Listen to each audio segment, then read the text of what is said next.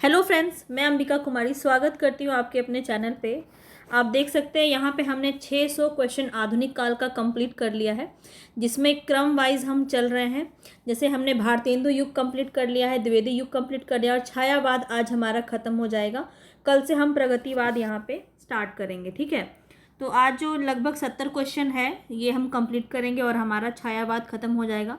तो लगभग 7 दिन लगे हमें छायावाद को कंप्लीट करने में, और इतना अगर आप कर लेते तो मोर देन इनफ है। यहीं से क्वेश्चन आपका घुमा फिरा के पूछा जाता है, तो जहाँ ज़रूरत पड़ी है वहाँ पे हमने एक्सप्लेनेशन को भी अच्छे से किया है। जो हमने देखा है उसको हम बार बार नहीं देखेंगे, ताकि समय भी हमें बचाना है और ज़्यादा से ज़्यादा क्वेश्चन भी करने हैं।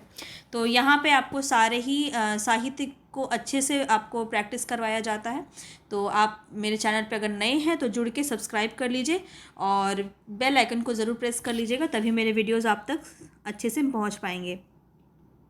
पसंद आएगा तो लाइक शेयर कर दीजिएगा। चले यहाँ पे आगे बढ़ते हैं, हम 601 नंबर क्वेश्चन पे चलते हैं। 600 क्वेश्चन हमने कंप्लीट कर लिया है, ठीक है। चलते हैं अब यहाँ पे राइट ऑप्शन हमारा देखना है। महाकाल पूछा जा रहा है, यहाँ पे कौन सा महाकाव्य नहीं है। तो देखिए यहाँ पे जो है, यहाँ पे आपका कामायनी भी महाकाव्य है, प्रिय प्रवास भी महाकाव्य है और साकेत भी महाकाव्य है। तो यहाँ पे पल्लव जो है वो आपका महाकाव्य नहीं है, बल्कि ये एक कविता है पल्लव जो है, ठीक है। काव्य कृति है, किसकी है? सुमित्रानंदन पंत की है। ये सभी बातें हम बहुत अच्छे से जानते हैं। चलिए आगे बढ़ते हैं। नेक्स्ट क्वेश्चन पे बताना है, निम्नलिखित में से कौन सा कथन असत्य है। असत्य कथन बताना है आपको। पंत को प्रकृति का सुकुमार कवि कहते हैं, ये तो सही है। पल्लव पंत की रचना है, ये भी सही है। लोकायतन महाकाव्य की श्रेणी में आता है, ये आपको बताना है, तो ये भी सही है। पंत भारतेंदु युग के कवि हैं, तो बिल्कुल भी नहीं। छायावाद के कवि है पंत, और छायावाद के प्रमुख स्तंभ में माने जाते हैं सुमित्रानंदन पंत, ध्यान रखेंगे। चलिए आगे बढ़ते हैं नेक्स्ट क्वेश्चन की तरफ। निराला की अंतिम कविता बताना है आपको, यहाँ पे कौन सी होगी।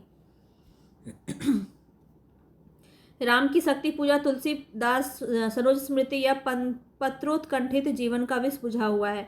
तो यहाँ पे डी ऑप्शन आपका सही हो जाएगा। अंतिम कविता की हम बात करें निराला की, तो डी ऑप्शन यहाँ पे आपका सही हो जाएगा। कंठित जीवन का विष बुझा हुआ है। यहाँ पे आप इनके बारे में जान लीजिए।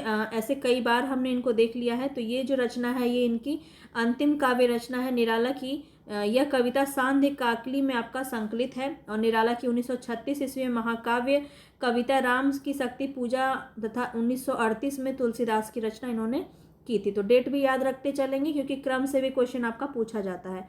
चलिए यहाँ बताना है कि कौन सा प्रथम काव्य है। महादेव वर्मा का प्रथम काव्य यहाँ बताना है दीपशिखा, यामा, निहार और रश्मि। तो राइट ऑप्शन आपका क्या हो जाएगा, यहाँ पे चलेंगे बताएंगे, निहार हो जाएगा। सी ऑप्शन यहाँ पे बिल्कुल सही हो जाएगा, ठीक है। निहार आपका बिल्कुल सही हो जाएगा। ये 1930 में लिखा गया है, ध्यान रखेंगे। महादेव वर्मा की काव्य संग्रह निहार जो है, और बाकी भी जो देख रहे हैं ये सभी महादेव वर्मा की ही रचना है। यहाँ पे आप इनके बारे में देख सकते हैं। निहार की जो भूमिका है वो हरिऔध जी ने लिखी है, ये बात भी आपको ध्यान में रखना है। बाकी बातें आप हमने कई बार इसको किया है। चलिए आगे बढ़ते हैं। ये क्वेश्चन काफ़ी बार पूछा गया है, सुमेलित में पूछा गया है, डेट में पूछा गया है, हर तरह से ये क्वेश्चन आपका पूछा गया है। गला बहुत ख़राब हो चुका है, तो थोड़ा सा मेरे वॉइस को आप अच्छे से एडजस्ट कर लीजिएगा, ठीक है। कला और बूढ़ा चांद के लेखक बताना है आपको, इसमें से कौन होंगे। कला और बूढ़ा चांद काफ़ी प्रसिद्ध रचना है, और ये किसका है, तो सुमित्रानंदन पंत का है। बी ऑप्शन आपका बिल्कुल सही हो जाएगा। अपने जो स्कोर है उसको भी आप देखते चलिएगा कि कितने क्वेश्चंस आपके सही हो रहे हैं। और यहाँ पे हम बात करें तो कला और बूढ़ा चांद, स्वर्ण किरण, स्वर्ण धूलि, वीणा और उत्तरा छायावादी कवि सुमित्रानंदन पंत के अरविंद दर्शन से प्रभावित काव्य रचनाएं हैं, ये भी आपको ध्यान में रखना है, ठीक है। ये सभी रचनाएं इनकी काव्य अरविंद दर्शन से प्रभावित है। मानसी छाया, ज्योत्सना, युग पुरुष, मधुवन, अतिमा, शिल्पी, सौवर्णी, रजत शिखर आदि पंत के द्वारा रचित नाटक हैं।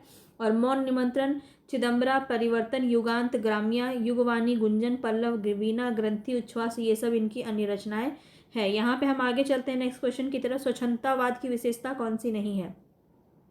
तो यहाँ पे हम देखिए स्वच्छंदतावादी कवि के बारे में भी देख रहे हैं, हालावाद के बारे में भी हमने क्वेश्चन किया है, और साथ ही साथ छायावाद को भी हमने देखा है, ठीक है। तो ये 3 टॉपिक हमने 7 दिनों में ये कवर किए हैं।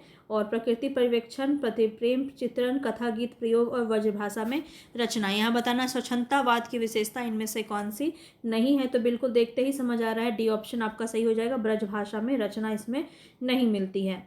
चलिए इनकी जो विशेषता है उसको आप एक बार ध्यान में रखिए, ताकि कहीं से दूसरा ऑप्शन रहे तो वो भी आप कर लें। प्रकृति पर्यवेक्षण, प्रेम और सौंदर्य का चित्रण, कथा गीत आदि का प्रयोग, आत्मव्यंजन, श्रृंगार निरूपण, नारी भावना, रहस्यात्मक मुख्य विशेषताएं हैं इसमें। और ब्रज भाषा में रचना स्वच्छंदतावाद की विशेषता नहीं है, क्योंकि छायावाद जो है वो खड़ी बोली की रचना इसमें देखने को मिलती है। चलिए लोकायतन बताना है किसकी रचना है। लोकायतन किसकी रचना है ये बताना है। सारे ही प्रीवियस ईयर क्वेश्चन आपको करवाए जा रहे हैं। अभी तक जितने भी क्वेश्चन हमने जो साहित्य के पूछे जाते हैं विभिन्न विभिन्न एग्जामों में, तो वो सब आपको इसका संकलन इसमें देखने को मिलता है। तो यहाँ पे आपका एक बहुत ही अच्छा प्रैक्टिस हो जाएगा। नंबर ऑफ क्वेश्चन भी आप देख रहे हैं कि 607 नंबर, ये हमारा 600 पूरा आधुनिक काल है। ठीक है, तो यहाँ पे आगे बढ़ते हैं। सूर्यकांत त्रिपाठी निराला, नवीन, माखनलाल चतुर्वेदी या फिर सुमित्रा नंदन पंत। तो लोकायतन के रचनाकार कौन हो जाएंगे यहाँ पे? राइट ऑप्शन हो जाएगा आपका सुमित्रा नंदन पंत। डी ऑप्शन बिल्कुल सही है। इनकी अन्य रचना को भी देखते चलिए। निराला की रचनाएं भी हैं और यहाँ पे माखनलाल चतुर्वेदी की रचना भी देखने को मिल रही है, तो सभी को ध्यान में रखेंगे। चलिए यहाँ पे देखिए माखनलाल चतुर्वेदी की कुछ रचनाएं काफ़ी इंपॉर्टेंट है, जैसे हिम तरंगिनी काफ़ी बार पूछा जाता है। इसके द्वारा अगर हम देखें तो क्वासी काफ़ी बार पूछा जाता है और अपलक भी आपका पूछा जाता है। माखनलाल चतुर्वेदी का हिम तरंगिनी है, ध्यान रखेंगे। ठीक है, हिम किरीटनी है, युगचरण है, समर्पण है और माता, ये सब ग्रंथ इनकी है। बालकृष्ण शर्मा नवीन की अपलक जो है काफ़ी पूछी जाती है और क्वासी भी काफ़ी ज़्यादा पूछी जाती है। हम विस्पाई जन्म के भी देखने को मिलता है काफ़ी बार एग्जाम में। आगे बढ़ेंगे। आंसू बताना है किस प्रकार का काव्य है। तो ये जयशंकर प्रसाद की रचना है और यहाँ पे बताना है कौन सा सही है। तो मुक्तक काव्य संकलन इसमें देखने को मिलता है। ए ऑप्शन आपका बिल्कुल सही हो जाएगा। चलिए आगे बढ़ते हैं। नेक्स्ट क्वेश्चन पे बताना है उर्मिला किसका प्रबंध काव्य है। उर्मिला जो काव्य है ये किसका प्रबंध काव्य है ये बताना है। नरेंद्र शर्मा, रामेश्वर शुक्ल अंचल, बालकृष्ण शर्मा नवीन या फिर इनमें से कोई नहीं। तो यहाँ पे आपका राइट ऑप्शन हो जाएगा बालकृष्ण शर्मा नवीन। सी ऑप्शन आपका बिल्कुल सही हो जाएगा। आप में से बहुत कोई यहाँ पे डी भी लगाने वाले होंगे, लेकिन यहाँ पे राइट ऑप्शन आपका सी हो जाएगा। ये सांस्कृतिक काव्यधारा के प्रमुख कवि हैं बालकृष्ण शर्मा नवीन, उन्हीं की रचना है ये उर्मिला। छायावाद के युग के राष्ट्रीय और सांस्कृतिक काव्यधारा के प्रमुख कवि बालकृष्ण शर्मा नवीन द्वारा रचित काव्य ग्रंथ है, ध्यान रखेंगे। ठीक है, यहाँ पे आप देख सकते हैं इनकी अन्य रचनाएं भी काफ़ी इंपॉर्टेंट है। आगे बढ़ते हैं। बताना है यहाँ पे कविता में रहस्य दर्शन से परिपूर्ण अत्यंत भावुकता भरी रचनाएं करने वाला जो रचनाकार अपने रेखा चित्रों में अत्यंत स्पष्ट एवं यथार्थ चित्रणकर्ता के रूप में प्रकाशित हुआ है, उसका नाम क्या है। तो यहाँ पे आपको बताना है कि रेखा चित्र का यथार्थ चित्रण कौन करते हैं और ये जो पंक्ति है ये किसके बारे में कही गई है। जयशंकर प्रसाद, महादेवी वर्मा, राम वृक्ष बेनीपुरी या विष्णु प्रभाकर। तो यहाँ पे राइट ऑप्शन हो जाएगा महादेवी वर्मा। ठीक है, बी ऑप्शन यहाँ पे आपका बिल्कुल सही हो जाएगा। चलिए आगे बढ़ते हैं। रहस्यवादी कवि के रूप में प्रसिद्ध है महादेवी वर्मा, ध्यान रखेंगे। चलिए आगे देखते हैं। नेक्स्ट क्वेश्चन है कामायनी की रचना के बाद उस धारा का कोई और श्रेष्ठ महाकाव्य फिर क्यों नहीं रचा गया। ये जो है क्योंकि ये बताना है कि कामायनी के बाद उस धारा का कोई और महाकाव्य क्यों नहीं रचा गया, क्योंकि जयशंकर प्रसाद जी नहीं चाहते थे, तो ऐसा तो नहीं है। और उस कोटि की रचना शीर्ष शिखर कामायनी हो चुकी थी। बिल्कुल बी ऑप्शन ही आपका यहाँ पे सही है। आगे भी हम देख लेते हैं। अन्य कविगण प्रसाद के शिल्प कौशल के आगे हार मान चुके थे, ये भी नहीं होगा। कठिनाइयों का सामना करने की कोई चाहत नहीं थी, ऐसी भी कोई बात नहीं है। तो बी ऑप्शन यहाँ पे आपका सही हो जाएगा। चलिए आगे बढ़ते हैं। नेक्स्ट क्वेश्चन पे बताना है यदि श्रद्धा और मनु अर्थात मनन के सहयोग से मानवता का विकास रूपक है तो भी बड़ा भावमय और श्लाघ्य है, यह कथन किसका है बताना है। तो यहाँ पे राइट ऑप्शन यहाँ पे क्या हो जाएगा, ये किसके बारे में कहा गया है। तो यहाँ पे सभी को पता है कि ये कामायनी के बारे में कहा गया है और इसका राइट ऑप्शन हो जाएगा जयशंकर प्रसाद, क्योंकि इनके रचयिता कौन है, कामायनी के जयशंकर प्रसाद। आगे बताना है। आगे भी आपको जो दिया हुआ है नहीं हट रहा है ना, एक बार में थोड़ा सा छोटा कर देते हैं। ध्यान देंगे। प्रकृति का जो सूक्ष्म चित्रण सुमित्रा नंदन पंत जी की कविताओं में मिलता है वैसा अन्यत्र क्यों नहीं मिलता। अब ये पंक्ति आपको इसमें बताना है कौन सा सही होगा। क्यों नहीं मिलता, क्योंकि प्रकृति निरीक्षण का सुअवसर और उनके प्रति समर्पित मनोभाव किसी और कवि में ना आ सका। चलिए आगे भी देख लेते हैं। पंत जी को अल्मोड़े के बचपन बिताने और युवावस्था में इलाहाबाद में रहने का जो अवसर मिला था वैसा दूसरा किसी को नहीं मिला। ये तो बिल्कुल नहीं होगा। प्रकृति चित्रण करने की अपेक्षा विचारधाराओं का विश्लेषण करना श्रेष्ठ है। ये भी नहीं होगा। प्रकृति चित्रण में कथा वस्तु को पिरोने की गुंजाइश का कम होना, ये भी नहीं है। तो आपका फर्स्ट ही सही हो जाएगा, ए ऑप्शन। ठीक है, आगे चलते हैं नेक्स्ट क्वेश्चन पे। नेक्स्ट क्वेश्चन बताना है, दुख की पिछली रजनी बीच विकसता सुख का नवल प्रकाश। दुख की पिछली रजनी बीच विकसता सुख का नवल प्रकाश, ये जो पंक्ति है ये काव्य किससे ली गई है? पल्लव राम की शक्ति पूजा, चांद का मुंह टेढ़ा है और कामायनी।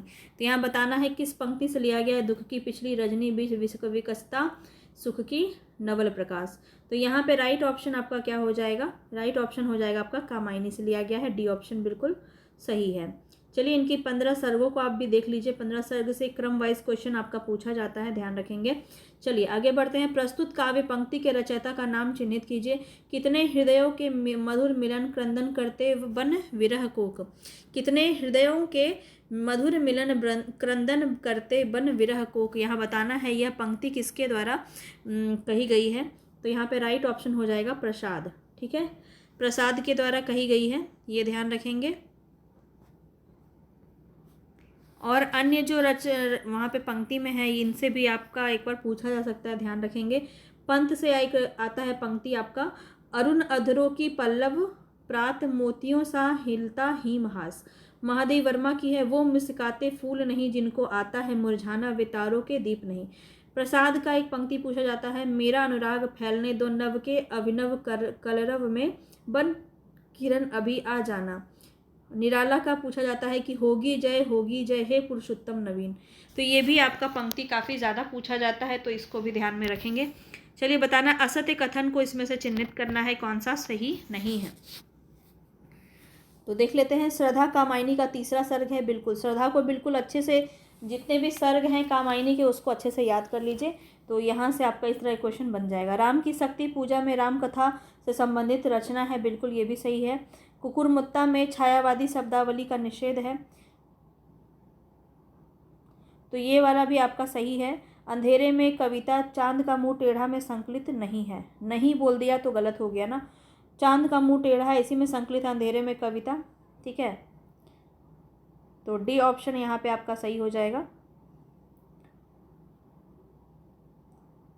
अंधेरे में मुक्ति बोध की लंबी कविता है, जो कि चांद का मुंह टेढ़ा है कविता में ही संकलित किया गया है, ध्यान रखेंगे। ठीक है, चलिए इनके बारे में आप देख लीजिए। मुक्ति बोध की अन्य अगर हम बात करें, जिसमें अच्छा इसमें बोला जा रहा है कि चांद का मुंह टेढ़ा है, इसमें कौन कौन सी कविताएं और संकलित की गई हैं। अंधेरे में भी इसी में संकलित की गई है।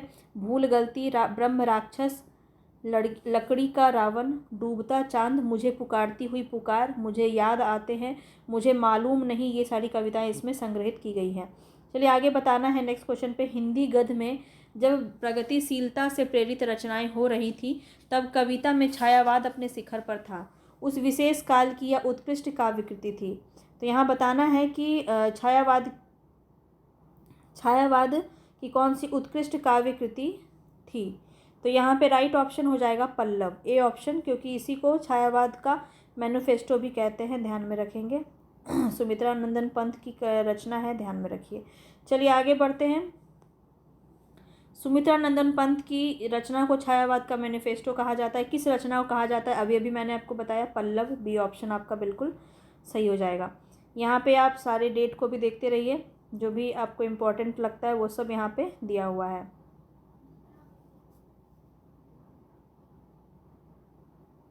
चलिए आगे देखते हैं नेक्स्ट क्वेश्चन पे। निम्नलिखित में से कौन सा रचना सूर्यकांत त्रिपाठी निराला की नहीं है? कौन सी नहीं है ये बताना है। अनामिका तो है, गीतिका, परिमल, निशित नहीं है, डी ऑप्शन यहाँ पे सही हो जाएगा। ठीक है, निशित किसकी है? सूर्यकांत त्रिपाठी निराला की रचना नहीं है, ये रामकुमार वर्मा की रचना है। निशित ध्यान रखेंगे। चलिए आगे बताना है, कला और बूढ़ा चांद किस विधा की रचना है। देखिए विधा भी आपका पूछ लिया जाता है, तो संस्मरण है, उपन्यास है, काव्य है या निबंध है, ये बताना है आपको। तो राइट ऑप्शन यहाँ पे हो जाएगा काव्य है। कला और बूढ़ा चांद क्या है, काव्य है। किसका है, तो सुमित्रानंदन पंत का है, ध्यान रखेंगे। चलिए ये इस टाइप का क्वेश्चन आपका काफ़ी ज़्यादा एक्सपेक्टेड है, सुमेलित क्वेश्चन बताना है। वन बेला किसका है, तो सूर्यकांत त्रिपाठी निराला हो जाएगा। उत्तरा किसका है, सुमित्रानंदन पंत का है। परिक्रमा किसका है, तो महादेवी वर्मा का है। और चित्राधार किसका है, जयशंकर प्रसाद का है।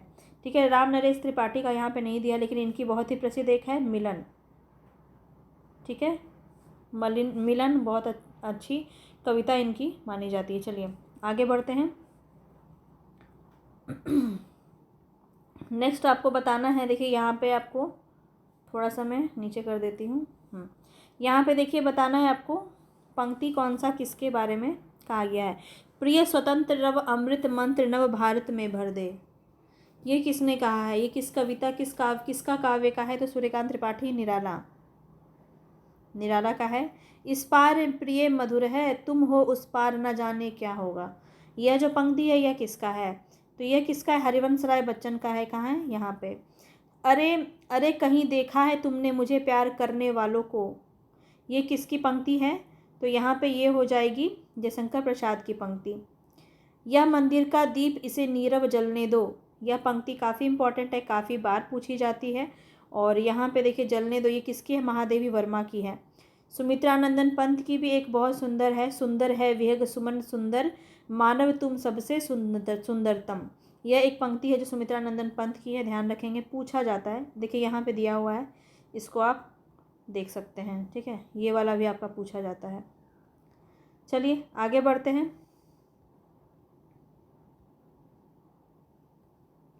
बताइए, कर रही लीला में आनंद महाचिति सजग हुई सी व्यक्त, विश्व का उन्मीलन अभिराम, इसी में सब हो रहे अनुरक्त, यह जो पंक्ति कामायनी की है यह किस सर्ग से ली गई है, ये आपको बताना है। तो यहाँ पे राइट ऑप्शन हो जाएगा आपका श्रद्धा सर्ग से ली गई है, सी ऑप्शन आपका बिल्कुल सही है। ठीक है, श्रद्धा सर्ग याद रखिएगा। और कितने नंबर में आता है श्रद्धा सर्ग, ये आप मुझे कमेंट बॉक्स में बताएंगे।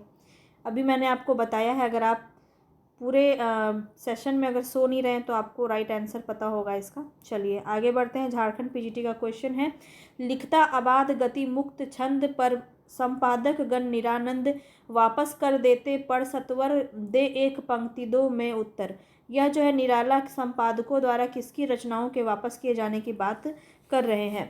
इन पंक्तियों में निराला संपादकों द्वारा किसकी रचनाओं के वापस किए जाने की बात कर रहे हैं। लिखता आबाद गति मुक्त छंद पर संपादक गण निरानंद, वापस कर देते पढ़ सत्वर दे एक पंक्ति दो में उत्तर, तो ये किसके बारे में कहा है निराला ने, ये आपको बताना है। बेसिकली क्वेश्चन ये है, तो राइट ऑप्शन हो जाएगा यहाँ पे अपनी।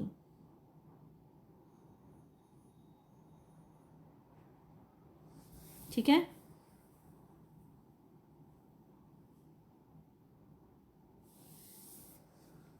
अपनी रचना है इनका। ठीक है, निराला संपादकों द्वारा अपनी रचनाओं के वापस किए जाने की बात कर रहे हैं। और यहाँ पे जो है इनकी कौन सी वो अपनी रचना है, तो जूही की कली, जो मैं आपको कल बता चुकी हूँ, जूही की कली इनकी रचना है जिसके बारे में ये बता रहे हैं, इनकी अपनी ही रचना है। ठीक है, इसीलिए ऑप्शन में अपनी दिया, स्वयं लिखा रहे चाहे अपनी लिखा रहे, तो ये उनके बारे में ही कहा गया, अपने बारे में ये खुद कह रहे हैं कि जूही की कली जो है महावीर प्रसाद द्विवेदी जी ने लौटा दिया था और अपनी पत्रिका सरस्वती पत्रिका में उनको प्रकाशित नहीं किया था, क्या कहकर इन्होंने अश्लीलता का जो है इनके ऊपर आरोप लगाया था और उस रचना को उन्होंने नहीं लिया था अपनी प्रकाशन में। चलिए बढ़ते हैं आगे। राम की शक्ति पूजा कविता का प्रारंभ किससे होता है। राम की शक्ति पूजा कविता का प्रारंभ किससे होता है, तो ये जब आप पढ़ेंगे तभी आपको ये समझ में आएगा। बहुत ही अच्छी कविता है, तो मैंने पढ़ी है, बहुत सुंदर कविता है।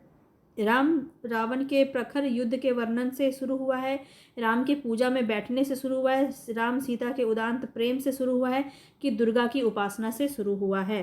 तो यहाँ पे आपका राइट ऑप्शन क्या हो जाएगा, यहाँ पे आपका राइट ऑप्शन हो जाएगा राम रावण के प्रखर युद्ध के वर्णन से ही जो है इसका शुरुआत माना जाता है। चलिए ए ऑप्शन सही था यहाँ पे। तो ये निराला की रचना है और इस कविता का प्रारंभ राम रावण के प्रखर युद्ध के वर्णन से होता है। इस कविता में निराला ने राम के जय भय और आशंका को दूर करते हुए शक्ति की मौलिक कल्पना इसमें की है। कौन इसमें याद दिलाते हैं उनकी शक्ति? तो जामवंत बोलते हैं शक्ति की पूजा करने के लिए। ये सभी बहुत सुंदर कविता है, इसको पढ़िएगा ज़रूर एक बार।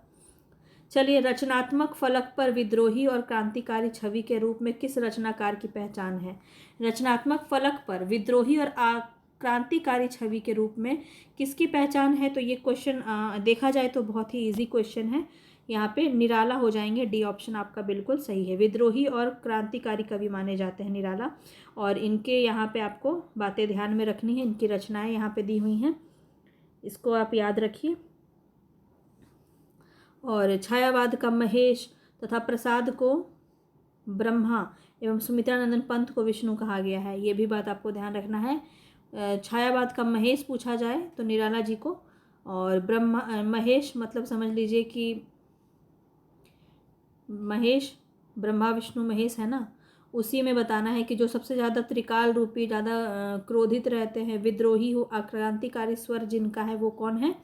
निराला है। महेश अगर पूछा जाए छायावाद का महेश किसे कहते हैं तो वो भी आपके निराला हो जाएंगे। प्रसाद को ब्रह्मा कहते हैं, ब्रह्मा को प्रसाद कहते हैं, और विष्णु यहाँ पे किसको कहते हैं? पंत को। चलिए आगे बढ़ते हैं। यहाँ पे नेक्स्ट क्वेश्चन पे बताना है। यहाँ मनु, श्रद्धा और इड़ा इत्यादि अपना ऐतिहासिक अस्तित्व रखते हुए सांकेतिक अर्थ की अभिव्यक्ति करे तो मुझे कोई आपत्ति नहीं। यह कथन किसका है? ये बताना है कि ये कथन किसका है। तो राइट ऑप्शन हो जाएगा। ये किसके बारे में? जयशंकर प्रसाद ने ही कहा है, कामायनी के बारे में दिया गया है, ध्यान रखेंगे। चलिए आगे बढ़ते हैं।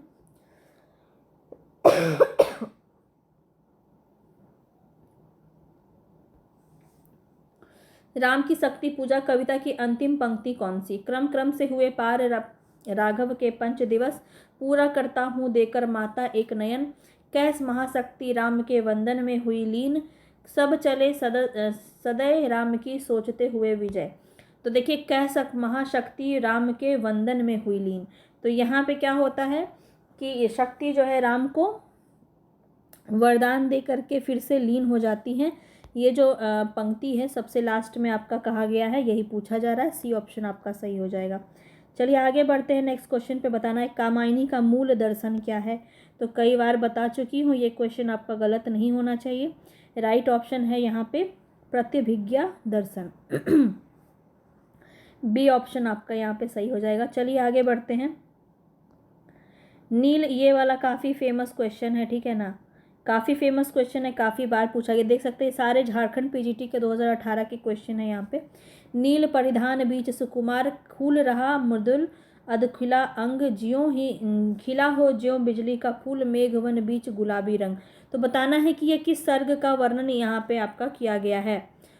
किन इन पंक्तियों में जयशंकर प्रसाद ने किसके सौंदर्य का वर्णन किया, ये बताना है, सर्ग नहीं बताना है। सर्ग भी यहाँ पे पूछा जाता है आपका, ठीक है ना। तो श्रद्धा सर्ग से ये लिया गया है, ठीक है ना, लेकिन यहाँ पे बोला जा रहा है कि किसके सौंदर्य का वर्णन हो रहा है। तो यहाँ पे किसके सौंदर्य का वर्णन हो रहा है? यहाँ पे श्रद्धा के सौंदर्य का वर्णन हो रहा है, ठीक है। नील परिधान बीच सुकुमार, खुल रहा मृदुल अध खिला अंग, जो हो खिला हो ज्यों बिजली का फूल, मेघवन बीच गुलाबी रंग। चलिए श्रद्धा सर्ग से ये भी ध्यान रखिएगा, ये भी पूछ लिया जाता है। आगे चलते हैं। नेक्स्ट क्वेश्चन पे बताएंगे किसकी कृतियों में भारतीय इतिहास राष्ट्रीय गौरव का पर्याय बनकर आता है? किसकी कृतियों में भारतीय इतिहास राष्ट्रीय गौरव का पर्याय बनकर आता है, ये बताना है। राइट यहाँ पे क्या हो जाएगा? प्रेमचंद्र, भीष्म साहनी, जयशंकर प्रसाद या कृष्णा सोप्ती। तो यहाँ पे राइट ऑप्शन हो जाएगा आपका जयशंकर प्रसाद, बिल्कुल सी ऑप्शन यहाँ पे आपका सही हो जाएगा। राष्ट्रीय ऐतिहासिक रचना ये इन्होंने काफ़ी ज़्यादा की है जयशंकर प्रसाद ने। और जैसे इनकी ऐतिहासिक कृतियों में कौन कौन प्रसिद्ध है, तो महाराणा का महत्व, चंद्रगुप्त, स्कंदगुप्त, ध्रुव सामनी, ये सब इनके ऐतिहासिक नाटक है, ठीक है। चलिए बढ़ें आगे।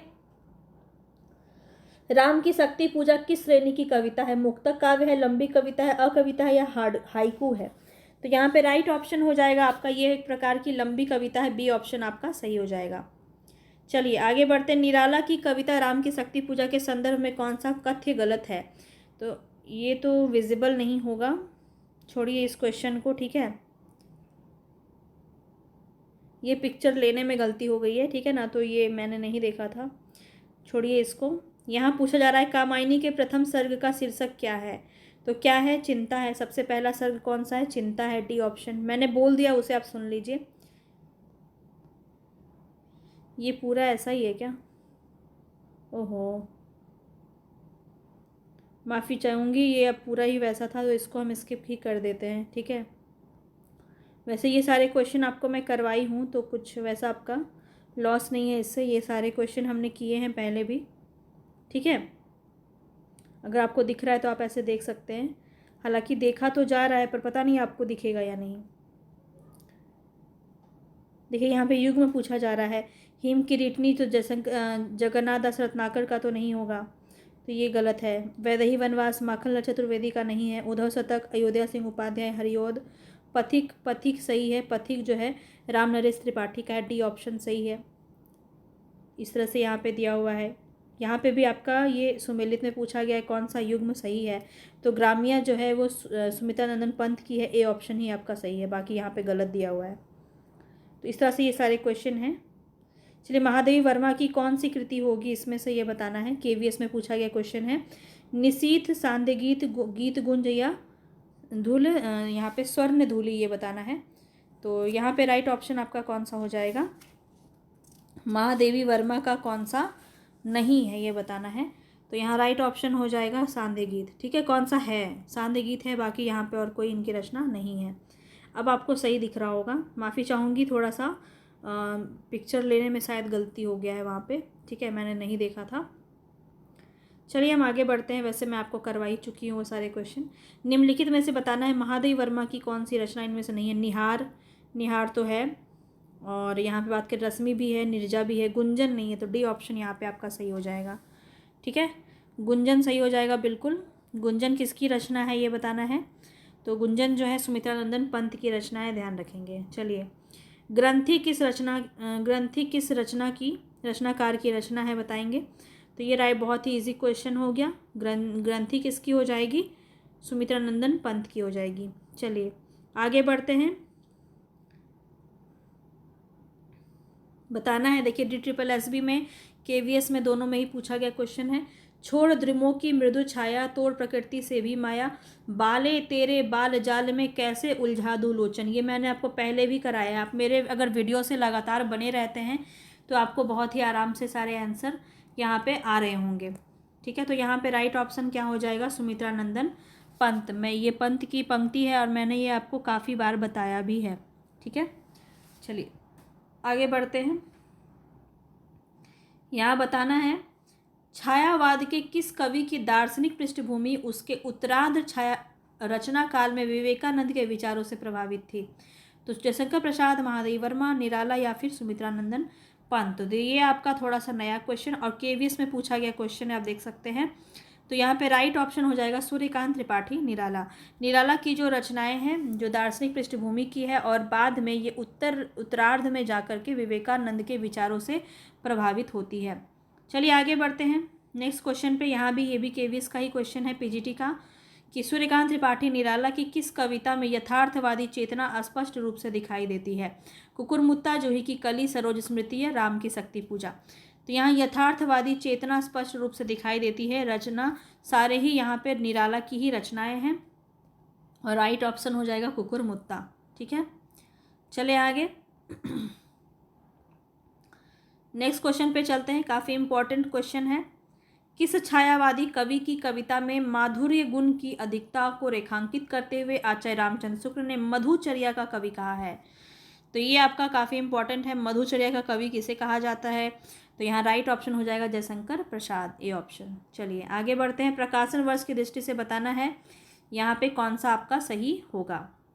तो यहाँ पे आपका सही हो जाएगा प्रलय की छाया, मधुबाला, असाध्य वीणा और पटकथा। अब यहाँ पे अगर हम बात करें तो प्रलय की छाया किसकी है, जयशंकर प्रसाद की रचना है 1925 में, ठीक है। मधुबाला किसकी, हरिवंश राय बच्चन की है 1936 में। और इसके बाद असाध्य वीणा अज्ञेय की रचना है 1961 में। और पटकथा किसकी है, सुदामा पांडे धूमिल की रचना है 1972 में, ठीक है, 1972 में, ध्यान रखेंगे। चलिए आगे बढ़ते हैं, यहाँ भी दिया है, इसको आप देख सकते हैं। आगे बढ़ते हैं। यहाँ बताना है कौन सी जो यहाँ पे थोड़ा सा छोटा कर देती हूँ। देखिए ये वाला तो काफ़ी इम्पोर्टेंट है और काफ़ी बार पूछा जाता है। दुख ही जीवन की कथा रही, क्या कहूँ आज जो नहीं कही। ये किसकी है, मैंने आपको काफ़ी बार बताया है। तो ये वाला यहाँ पे किसका हो जाएगा, निराला का हो जाएगा ये। मैं दिन को ढूंढ रही हूँ जुगनू की उजियाली में, पहले तो ये लगा लेते हैं, ये है निराला का। ठीक है, मैं दिन को ढूंढ रही हूँ जुगनू की उजियाली में, मन मांग रहा है मेरा सिरका हीरक प्याली में। ये किसका है, महादेवी वर्मा का है। रोज सवेरे मैं थोड़ा सा अतीत में जी लेता हूँ, क्योंकि रोज शाम को मैं थोड़ा सा भविष्य में मर जाता हूँ। ये जो पंक्ति है ये काफ़ी इंपॉर्टेंट है और कहाँ से ली गई है, तो अज्ञेय से ली गई है। इसके बाद है बिखरी अलके जो तर्क जाल, वह विश्व मुकुट सा उज्ज्वल तम, शशि खंड सदृश था अस्पष्ट भाल। ये किसका है, तो प्रसाद का है। थोड़ा सा भाषा से भी आप समझ सकते हैं। चलिए इस तरह से आप देखिए तो दुख ही जीवन की कथा रही किसका है, निराला का है। मैं दिन को ढूंढ रही हूँ जुगनू की उजियाली में, महादेवी वर्मा का है। रोज सवेरे मैं थोड़ा सा अतीत में जी लेता हूँ, किसका है, अज्ञेय का है। और बिखरी अलके जो तर्क जाल, ये आपका प्रसाद की रचना है, प्रसाद की पंक्ति है। ठीक है, चलिए आगे बढ़ते हैं। आगे यहाँ भी आपको सुमेलित करना है। देखिए यहाँ बताना है कि कौन सा जो पात्र है वो किस आपका रचना से लिया गया है। ठीक है, कर्ण किससे लिया गया है ये बताएंगे। कर्ण किससे लिया गया है, तो कर्ण लिया गया आपका रश्मि रथी से। रश्मि रथी से लिया गया है, जो कि किसकी है, दिनकर की है। दिनकर की है, ध्यान रखेंगे। इसके बाद कमला जो पात्र है ये किससे लिया गया है, तो ये प्रलय की छाया से लिया गया है। जयशंकर प्रसाद की रचना है प्रलय की छाया। ठीक है, प्रलय की छाया से लिया गया है, प्रसाद की रचना है, प्रसाद की रचना है। औसुनरी बताना है, औसनरी किसका है, औसनरी है यहाँ पे उर्वशी का, उर्वशी का है यहाँ पे। और राहुल जो है यशोधरा का है, सबको पता है ये। राहुल जो है यशोधरा का है, यशोधरा का पुत्र रहता है। तो इस तरह से आपका ये सही हो जाएगा। यहाँ पे भी आप देख सकते हैं, अच्छे से समझ में आएगा। यहाँ कर्ण रश्मि रथी का है, दिनकर की रचना है। कमला प्रलय की छाया में है और जयशंकर प्रसाद की रचना है। औसनरी उर्वशी कृति से लिया गया है और ये दिनकर की रचना है। राहुल यशोधरा से लिया गया है, मैथिली शरण गुप्त की रचना है। चलिए बताएंगे लहर किस विधा की रचना है, तो लहर सभी को पता है किसकी रचना है ये। तो यहाँ पे राइट ऑप्शन काव्य हो जाएगा, बी ऑप्शन यहाँ पे आपका सही हो जाएगा। इनकी बाकी रचना को भी एक बार देख लीजिए अच्छे से, देख सकते हैं। एनवीएस में पूछा गया क्वेश्चन है। और उर्वशी 1909, वन मिलन 1909, प्रेम राज्य 1909, कानन कुसुम 1913, झरना 1918, आंसू 1925, लहर 1933, कामायनी 1935। ध्यान रखिए। चलिए आगे बताएंगे सुमित्रा नंदन पंत की रचनाएं किस युग से संबंधित है, तो किस युग से संबंधित है, छायावादी युग से संबंधित है। टीजीटी में पूछा गया है, एनवीएस में क्वेश्चन ये। ठीक है, तो राइट ऑप्शन यहाँ पे आपका डी हो जाएगा। आगे चलते हैं। सुमित्रा नंदन पंत निराला ने अपनी पुत्री की याद में कौन सी कविता लिखी, तो सभी को पता है सरोज स्मृति, सी ऑप्शन यहाँ पे सही हो जाएगा। एनवीएस में ही पूछा गया क्वेश्चन है। चलिए आगे बढ़ते हैं। ये वाला आपका पंक्ति काफ़ी ज़्यादा पूछा जाता है। वह आता दो टुक कलेजे के करता, पछताता पथ पर आता। यह जो है पंक्ति काफ़ी इंपॉर्टेंट है और ये जो है किस कविता से ली गई है ये बताना है। और इनके रचनाकार कौन है। मजदूर भिक्षुक किसान भिक्षुक किससे ली गई है ये आपने पढ़ा भी होगा। ये वाला काफ़ी इंपॉर्टेंट है, आपका एनसीईआरटी में लगा हुआ है। ठीक है, भिक्षुक की है सूर्यकांत त्रिपाठी निराला, डी ऑप्शन आपका सही हो जाएगा। चलिए आगे बढ़ते। छायावाद की प्रमुख विशेषता बताना है, यहाँ पे कौन सा होगा, तो यथा तथ्य निरूपण इसमें देखने को मिलता है, बिल्कुल। संवाद कौशल है, पलायनवादी प्रवृत्ति है, प्रकृति का मानवीकरण। प्रमुख विशेषता पूछा जा रहा है तो गलत हो गया ना। प्रमुख विशेषता कौन सा है, तो प्रकृति का मानवीकरण जो है ये यही हो जाएगा, प्रकृति का मानवीकरण। इन सभी की दृष्टि से देखा जाए तो ऑप्शन की दृष्टि से डी ऑप्शन सही है। चलिए आगे बढ़ते हैं। प्रसाद की किस कृति का अन्य भाषाओं में भी अनुवाद हुआ है, तो किस कृति का जो है अन्य भाषा में भी अनुवाद हुआ है, ये भी आपका एनवीएस में ही पूछा गया क्वेश्चन है। अभी हम एनवीएस का एक सीरीज से लेके चल रहे हैं। चलिए, तो यहाँ बताएंगे आपका कौन सा राइट ऑप्शन हो जाएगा। कामायनी, बिल्कुल सी ऑप्शन जो है ये काफ़ी अच्छा है और यहाँ से बहुत सारे अन्य भाषाओं में भी लिखा गया है। छायावाद का कीर्ति स्तंभ कहा जाता है कामायनी को, और शांतिप्रिय द्विवेदी जी ने छायावाद का उपनिषद कहा है कामायनी को। ध्यान रखेंगे, काफ़ी बार बता चुकी हूँ। ये देखिए आप DSSB में 2 बार पूछा गया क्वेश्चन है, एनवीएस में भी पूछा गया क्वेश्चन है, काफ़ी इंपॉर्टेंट है। छायावाद के 4 प्रमुख स्तंभ में कौन नहीं है ये बताना है। तो देखते ही समझ में आ रहा है, मैथिली शरण गुप्त नहीं है, लेकिन देखिए यहाँ पे जयशंकर प्रसाद भी हैं, महादेवी वर्मा है, सुमित्रानंदन पंत है, और एक कौन है, निराला।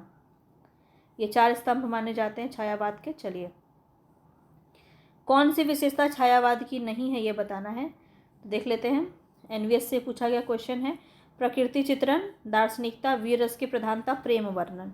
तो कौन सी नहीं है ये बताना है हमें, ठीक है, कौन सी नहीं है ये बताना है। तो यहाँ पे राइट ऑप्शन क्या हो जाएगा, रस की प्रधानता। वीर रस की प्रधानता नहीं है। बाकी आप देखिए तो दार्शनिकता भी है महादेवी वर्मा की वजह से, प्रकृति चित्रण भी खूब किया गया है और पंत ने किया है, प्रेम वर्णन भी बहुत ज़्यादा देखने को मिलता है। सी ऑप्शन आपका सही हो जाएगा। अनिमा किसकी रचना है, अनिमा किसकी रचना है यहाँ पे बताएंगे। राइट ऑप्शन हो जाएगा यहाँ पे निराला, सूर्यकांत त्रिपाठी निराला। सी ऑप्शन आपका बिल्कुल सही हो जाएगा। चलिए, इनकी अन्य रचना भी देख लीजिए। आगे बढ़ते हैं। आचार्य रामचंद्र शुक्ल ने छायावाद की किस कवि को मधुमयी प्रतिभा और जागरूक भावुकता का कवि कहा है। रामचंद्र शुक्ल ने छायावाद की किस कवि को मधुमयी प्रतिभा और जागरूक भावुकता का कवि कहा है। तो ये अभी हमने देखा था, थोड़ा सा बस क्वेश्चन को घुमा दिया गया है, लेकिन क्वेश्चन वही है और आंसर भी आपका वही है, प्रसाद, ठीक है, जयशंकर प्रसाद। चलिए, चाह नहीं मैं सुरबाला के गहनों में गुथा जाऊं, ये जो है पुष्प की अभिलाषा किसकी है। तो हम लोग बचपन से ये पढ़ते आ रहे हैं, माखनलाल चतुर्वेदी। बी ऑप्शन आपका सही हो जाएगा। चलिए, यहाँ आगे बताना है कौन सी सुमित्रानंद पंत की रचना नहीं है। तो हमने देखा यहाँ पे डी ऑप्शन आपका सही हो जाएगा। अनामिका किसकी रचना है, निराला की रचना है। चलते हैं आगे, छायावादी बताना है, इसमें कवि कौन से नहीं है। जयशंकर प्रसाद तो है, सुमित्रानंद पंत भी हैं और ये भी है, मैथिली शरण गुप्त नहीं है। डी ऑप्शन आपका सही हो जाएगा। चलिए, कौन सी रचना महादेवी वर्मा की नहीं है। तो देखिए, निहार भी है, रश्मि भी है, सांध्य गीत भी है, युगांत नहीं है। यहाँ पे डी ऑप्शन, बी ऑप्शन आपका यहाँ पे सही हो जाएगा। चलिए, अब हमारा प्रगतिवाद कल से स्टार्ट होगा और अब हमारा निराला की किस रचना में प्रबंधात्मकता है। तो प्रबंधात्मकता किस में है, तुलसीदास। यहाँ पे राइट ऑप्शन ए हो जाएगा। आगे बढ़ते हैं, नेक्स्ट क्वेश्चन पे बताएंगे, निम्न पंक्तियों में से की गणना किस काव्यधारा में होती है। मेरे प्रियतम को भाता है तुम के पर्दे में आना, तम के पर्दे में आना, ठीक है। तो ये जो पंक्ति है ये किस काव्यधारा से ली गई है ये बताना है आपको। नई कविता से, प्रगतिवाद, रहस्यवाद या प्रयोगवाद। छायावाद यहाँ ऑप्शन में ही नहीं है, तो आपको दिमाग लगाना है यहाँ पे, ठीक है, और इसको सही करना है क्योंकि रहस्यवाद भी आपका किसके अंदर आता है, छायावाद के अंदर आता है।